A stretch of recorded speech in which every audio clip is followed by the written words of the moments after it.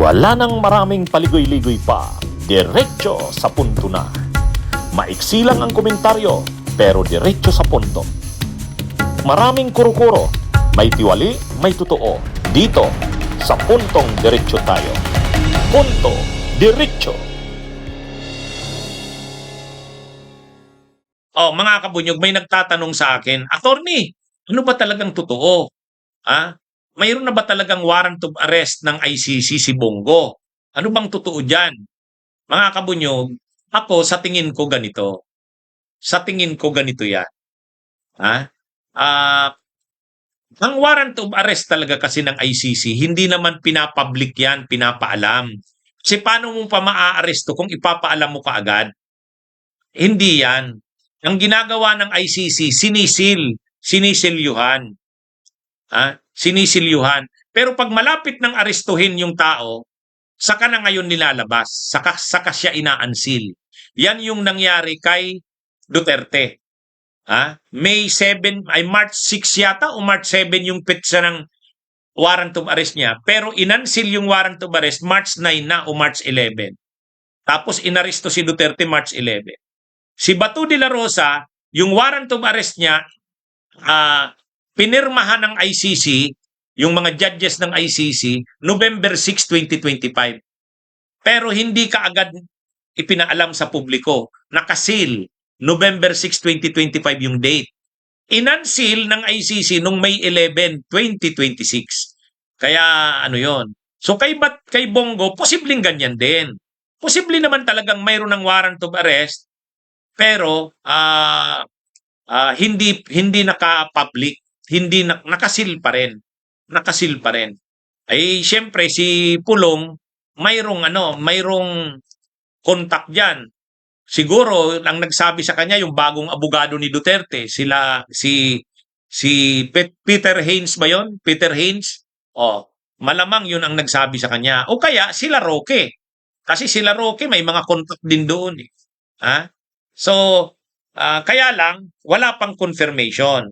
Sa isang banda rin, posible rin na wala pang arrest warrant, posible din yon, pero tinatakot lang ni Pulong ang mga DDS. Hindi tinatakot, ginagalit. Kasi actually, yung tono ng statement ni Pulong, parang nag-a-agitate siya sa mga DDS na magalit na kayo. Parang ang tono ng statement ni Pulong, pinost niya sa Facebook, ano ba itong ginagawa ng mga ito yung pagkakasabi niya, mga kabunyog. Yeah, basahin natin yan yung sabi ni Pulong. Sabi ni Pulong, a highly reliable source informed me that ICC arrest warrants against Senator Bongo and 2 former police officers have already been issued.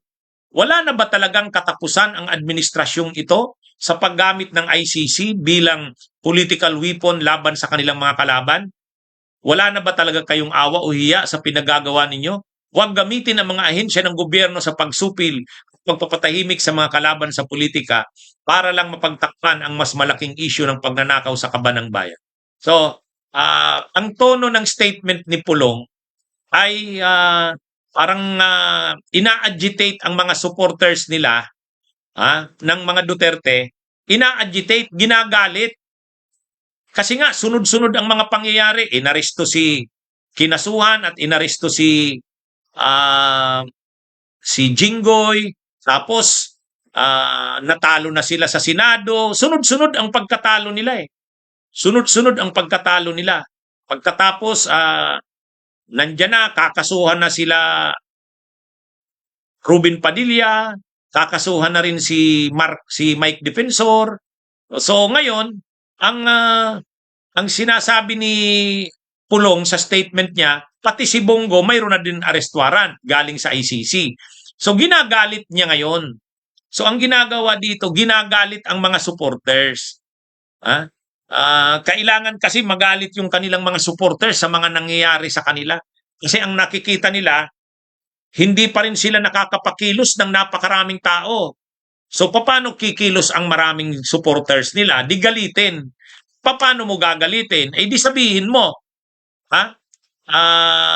Sabihin mo na ano nga, marami sa mga kasamahan nila kinakasuhan na at makukulong.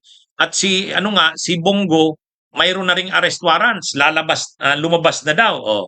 Yan yung mga ano, mga para magalit ang mga supporters nila. Kaya maraming nagsasabi, ano lang yan, yung statement na yan na sinabi ni Pulong, ano lang naman yan, panggalit lang yan sa mga Duterte supporters. Kaya ito kasi yung balita ng TV5. ICC warrant versus Senator Go. Dalawa pang iba, inisyu na, Representative Duterte. Oh. Kumbaga, ang tingin ng marami, ano lang yan, ginagalit lang ni Pulong ang mga supporters nila. Eh paano nga naman magagalit ang mga supporters nila? Eh di sabihin mo na pati si Bongo aarestuhin na kasi lalabas na ang arrest warrant. So yan yung yun yung tingin ng iba. Ha? Mayroong mga observers na ganun ang tingin. Kumbaga, hindi naman totoo daw na may arrest warrant na si Bongo. Ano lang daw yan? Na, malabas lang ni Pulong para magamit ang mga magalit ang mga supporters. Pero posibleng totoo rin na mayroon. Ha? Anyway, hayaan nyo. Magko-confirm ako sa mga sources ha. Ano yun to? Sa ngayon kasi ang source lang natin na nagsasabing may warrant of arrest na si Bongo, si Pulong Duterte. Kaya lang alam naman natin may personal na galit sila Pulong at saka sila Sara kay Bongo eh. Baka tinatakot nila si Bongo. Tinatakot si Bongo at the same time ginagalit ang mga supporters. Pwedeng ganon. Pwedeng ganon. Kaya ano ito mga kabunyog, mga kababayan, malalaman natin yan sa susunod na mga araw. Malalaman natin yan. Ako rin, magtatanong-tanong din ako. Mga kabunyog, balitaan ko kayo. Okay, mga kabunyog, mga kababayan, magandang araw sa inyong lahat. Ito po ang ating talakayan ngayon. Magandang araw, Pilipinas at mundo. Mga kabunyog, ang naging topic natin ngayon, mukhang sunod-sunod. Sunod-sunod ang pagkaso at posibleng pagkakakulong sa mga personaheng pro-Duterte. Mga kabunyog, mga kababayan, magandang araw po sa inyong lahat. Ito po ang inyong lingkod, Attorney Ricky Tumutorgo. Napapanood rin tayo sa aking Attorney Enzo Recto Facebook page, YouTube channels. Magandang araw sa inyong lahat. Mabuhay po tayo. Magandang araw, Pilipinas at mundo. Bunyog, bunyog, halikan na kasama ka. Bunyog, kapag buklod ay may pag-asa. Luzon, Visayas, Mindanao, isa ang pananaw. Sa bagong Pilipinas ang bunyog isisigaw. Bunyog.